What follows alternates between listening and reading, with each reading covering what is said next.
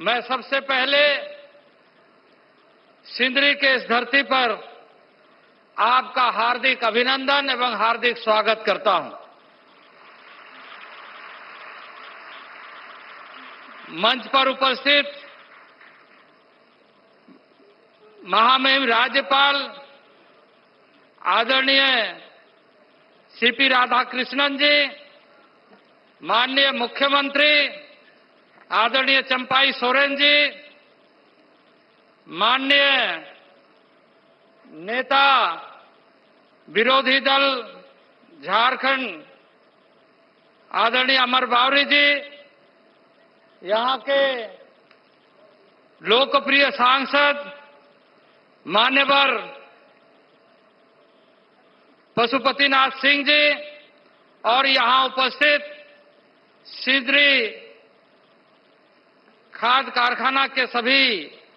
पदाधिकारी कर्मचारी और यहां उपस्थित सिंदरी के प्रबुद्धजन, आप सबका बहुत बहुत अभिनंदन, बहुत बहुत स्वागत। आज इस बात के लिए कि हम सब माननीय प्रधानमंत्री जी का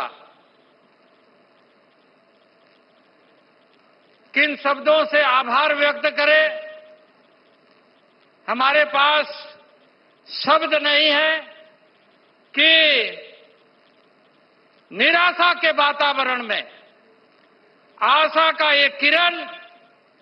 25 मई 2018 को सिंदरी खाद कारखाना के शिलान्यास माननीय प्रधानमंत्री जी के द्वारा होने के बाद एक नई आशा के साथ, नए विश्वास के साथ आज वह खाद कारखाना पुनः माननीय प्रधानमंत्री के द्वारा उद्घाटन हो रहा है और हम सब साक्षी बनकर यहां पर उपस्थित हैं कि जो नाउम्मीद लोग सोचते थे, जिसके बारे में लोग निराशा के गर्त में डूबे हुए थे, उसमें एक आशा के रूप में और नए क्षितिज का निर्माण करते हुए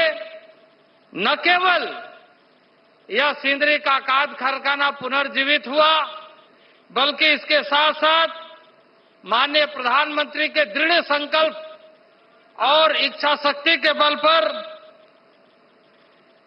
भारत सरकार के माध्यम से रामागुंडम, सिंदरी, बरौनी, गोरखपुर, तालचर उर्वरक इकाइयों का पुनरुद्धार कार्य बहुत तेजी से आगे बढ़ा है और इसी तरीके से उद्घाटन का सिलसिला क्रम जारी है, जिसके अनुसार तेलंगाना में, बिहार में, उत्तर प्रदेश में, उड़ीसा में लगभग 127 लाख मैट्रिक टन प्रति वर्ष की क्षमता का गैस आधारित अमोनिया यूरिया संयंत्र आज नियमित किया जा रहा है, प्रारंभ किया जा रहा है। मैं इस समय में उन अनुभवों का थोड़ा सा उल्लेख करते हुए कि यह खाद कारखाना पिछले कई वर्षों से बंद रहा। तत्कालीन मुख्यमंत्री के रूप में उस समय के यूपीए सरकार के पास हम जब गए थे कि इस खाद कारखाना को प्रारंभ किया जाए, एक निराशा, अनिश्चितता, अनिर्णय और इस तरह के स्थिति भारत सरकार की रही, निराशावादी, कि इसके बारे में कोई ध्यान दिया नहीं गया। लेकिन आज हमें खुशी है इस बात का कि अब माननीय प्रधानमंत्री 2014 में इस देश के लोकप्रिय प्रधानमंत्री के रूप में दायित्व लिया। उसके बाद जो मंत्र उन्होंने देश के तमाम नागरिकों के बीच में, जनों के बीच में कि यह देश सबका साथ, सबका विकास, सबका विश्वास के साथ आगे बढ़ेगा और सबका प्रयास उसमें लगेगा और देश 21वीं सदी का भारत विकसित भारत बनेगा, उसका सीधा उदाहरण आपके सामने आज सिंदरी का खाद कारखाना दिखाई दे रहा है। यह खाद कारखाना न केवल यूरिया उत्पादन का नहीं, बल्कि इसके माध्यम से एक समृद्ध भारत की कल्पना को साकार होते हुए हम सब देख रहे हैं। 2013-14 में यूपीए के शासनकाल में यदि आप देखें, इन सारे क्षेत्रों में काम करने के लिए मैं एक उदाहरण देना चाहता हूं कि 2013-14 में जहां कृषि क्षेत्र में कार्य करने के लिए 21,933 करोड़ की बजट एलोकेशन होती थी, आज हम गर्व से 2023-24 में माननीय नरेंद्र भाई मोदी के नेतृत्व में 1,15,531 करोड़ का बजट कृषि क्षेत्र में कार्य करने के लिए व्यवस्था किया गया है। कृषि उत्पादन में इसी का परिणाम है कि कृषि उत्पादन में जहां 13-14 में 265 मिलियन टन था, 2022-23 में रिकॉर्ड ऊंचाई 329 मिलियन टन का खाद्यान्न उत्पादन आज हो रहा है भारत में। ये बढ़ते हुए भारत का परिदृश्य दिखाई दे रहा है। बागवानी के क्षेत्र में भी सर्वाधिक उत्पादन 355 मिलियन टन हो गया है और इसी के साथ साथ आज भारत, जहां हम इंपोर्ट के बल पर जीने के लिए विवश होते थे, आज 5 लाख करोड़ का एक्सपोर्ट हम इन क्षेत्रों में कर रहे हैं, एग्रीकल्चर सेक्टर में एक्सपोर्ट कर रहे हैं और दुनिया को बता रहे हैं कि खाद्यान्न के मामले में किस तरीके से भारत आत्मनिर्भरशील हो रहा है और हम दूसरे के उदर को भी भरने में सक्षम हैं। इसी तरीके से जो तेल के मामले में, पाम ऑयल के मामले में पिछले सरकारों के समय में हमारे ऊपर में एक तरीके से बोझ लादने का निर्णय करने के वजह से हम उस बोझ तले दबते हुए जा रहे थे। उसके विकल्प के रूप में माननीय प्रधानमंत्री के नेतृत्व में 21-22 में योजना शुरू की गई और 5 वर्षों के लिए योजना शुरू की गई कि जो पाम ऑयल हम दुनिया से लेकर के आते हैं, अब हमारे किसान उपजाएंगे और उसके लिए खास करके पूर्वी क्षेत्र को विशेष महत्व देते हुए, नॉर्थ ईस्ट को विशेष महत्व देते हुए 11,040 करोड़ रुपया का बजट व्यवस्था किया गया है और उस पर काम आगे बढ़ रहा है। किसानों के विविध क्षेत्रों के विकास के लिए विभिन्न कार्यक्रमों के माध्यम से, चाहे वो एमएसपी का मामला हो, आपको मैं बताना चाहता हूं कि एमएसपी के मामले में जो इसके पहले जो खरीदारी होती थी उस समय और आज के दिनों में भारी अंतर है। आज एमएसपी के माध्यम से लगातार खाद्यान्न खरीद करके उसके माध्यम से एक संकल्पबद्ध तरीके से, जिस तरीके से माननीय प्रधानमंत्री जी ने 4 वर्गों में देश को और देश की शक्ति को नई शक्ति, नई ऊर्जा के रूप में बढ़ाने का काम किया है कि हमारे देश में किसान जो अन्नदाता है, हमारी जो महिला मातृशक्ति, नारी शक्ति है, हमारी जो युवा ताकत है और उसी तरीके से जो गरीब कल्याण, जहां हम अनाज के उत्पादन को बढ़ा रहे हैं, वहीं उनके साथ साथ ही उस अनाज को हम गरीबों तक, आज देश का या दुनिया का यह पहला ऐसा देश है कि 81 करोड़ लोगों तक मुफ्त राशन पहुंचाने का लक्ष्य को पूरा करते हुए नया कीर्तिमान, नया इतिहास और इस चुनौती को एक साथ मुकाबला करने का लक्ष्य को पूरा किया है। आज यदि हम कहें कि जहां पिछले 10 वर्षों में अगर यूपी और एनडीए और माननीय प्रधानमंत्री जी के तुलनात्मक तरीके से देखें तो सभी क्षेत्रों में लगातार आगे बढ़ने का काम हमारा हुआ है। किसान, पीएम किसान योजना, इसके साथ साथ ही पीएम किसान सम्मान निधि योजना, आज 28 तारीख को माननीय प्रधानमंत्री जी महाराष्ट्र में किसानों के साथ थे और वहां से डीबीटी के माध्यम से 21,000 करोड़ की राशि देश के किसानों को एक बटन दबा करके उनके खाते में पहुंचाने का काम किया और कहा कि देश के किसान हमारे अन्नदाता है, उनके सम्मान के लिए, उनके सुरक्षा के लिए, उनके फसलों के सुरक्षा के लिए, उसके फसल को सही मूल्य मिलने के लिए इन सारी व्यवस्था को करने का काम किया है और अभी तक 3 लाख करोड़ से अधिक राशि माननीय प्रधानमंत्री जी ने किसान सम्मान निधि में डायरेक्ट डीबीटी के माध्यम से लोगों तक पहुंचाने का काम किया है। आज लगातार किसानों के साथ साथ, महिलाओं के साथ साथ, युवाओं के साथ साथ, गरीबों के साथ साथ धरती, मिट्टी, पर्यावरण, इन सारे चीजों का भी ध्यान रखते हुए इकोलॉजिकल डेवलपमेंट के साथ आज आप किसान, उसका खेत,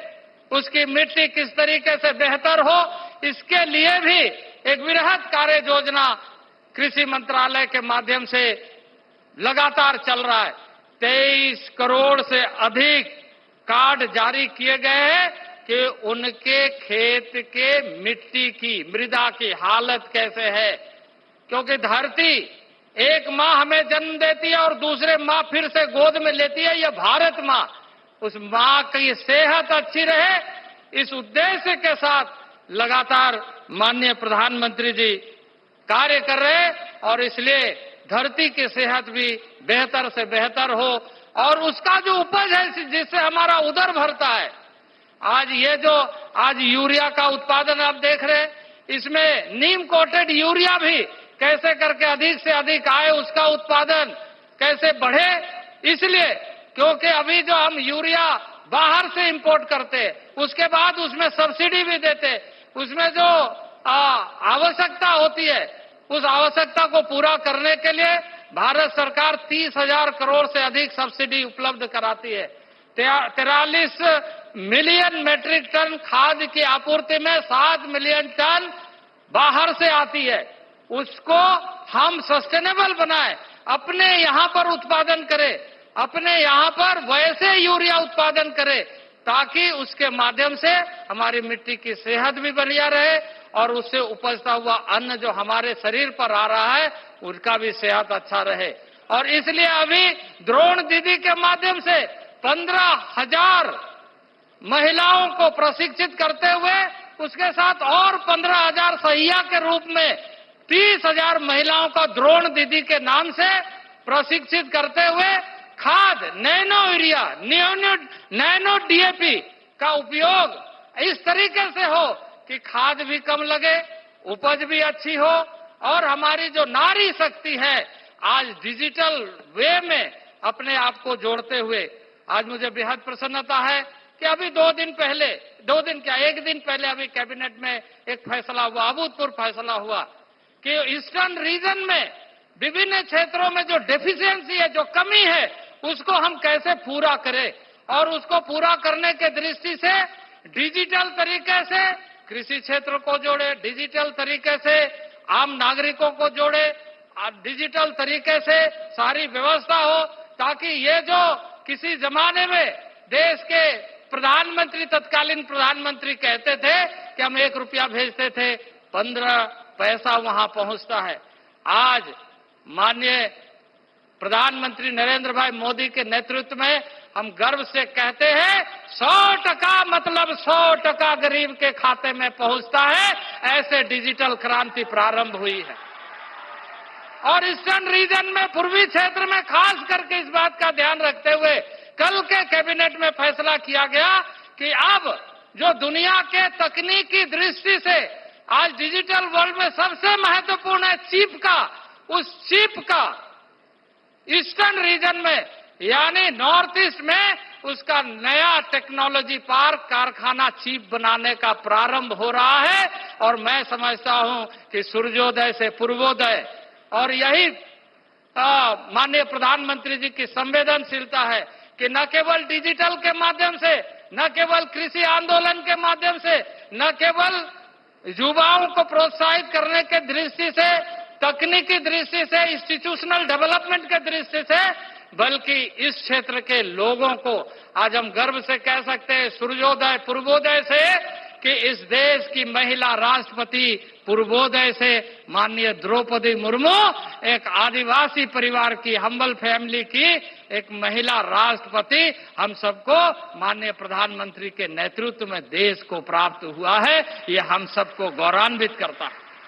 ये हम सबको गौरवान्वित करता है। इसलिए आज की इस अवसर पर बहुत ज्यादा नहीं कहते हुए मैं यही कहूंगा कि आपका ध्यान जिस तरीके से पूर्वी क्षेत्र के इन संस्थानों के प्रति है, इन क्षेत्र के लोगों के प्रति है, इन क्षेत्र के किसानों के प्रति है, ये अभूतपूर्व है। और पूर्वोदय के साथ ही, सूर्योदय और पूर्वोदय के साथ ही हम विकसित भारत के संकल्प यात्रा पर आगे बढ़ रहे और मुझे पूरा विश्वास है कि आपके नेतृत्व में हम बहुत कम समय में पूर्वी क्षेत्र को विकसित, जो भी कमियां हैं उसको पूरा करने में सफल होंगे। मैं इन्हीं शब्दों के साथ आप सभी यहाँ पूर्वी क्षेत्र के, यहाँ के सिंदरी के आसपास के तमाम लोगों के तरफ से मैं प्रधानमंत्री का पुनः आभार व्यक्त करना चाहता हूं कि उन्होंने यहाँ पर आकर के हम सबको आने वाले दिनों के लिए संकल्पित होने का आह्वान करने के लिए यहाँ इस खाद कारखाना में आकर के उद्घाटन करके हम सबको प्रेरित किया है। मैं पुनः माननीय प्रधानमंत्री जी का हार्दिक अभिवादन करते हुए अपने वाणी को विराम देता हूं। बहुत बहुत धन्यवाद। बोले भारत माता की, भारत माता की, वंदे। बहुत बहुत धन्यवाद। आपके संबोधन के लिए बहुत बहुत धन्यवाद माननीय केंद्रीय मंत्री महोदय श्री अर्जुन मुंडा जी। और अगले संबोधन के लिए अब मैं सादर आमंत्रित करती हूं माननीय मुख्यमंत्री झारखंड श्री चंपाई सोरेन जी को।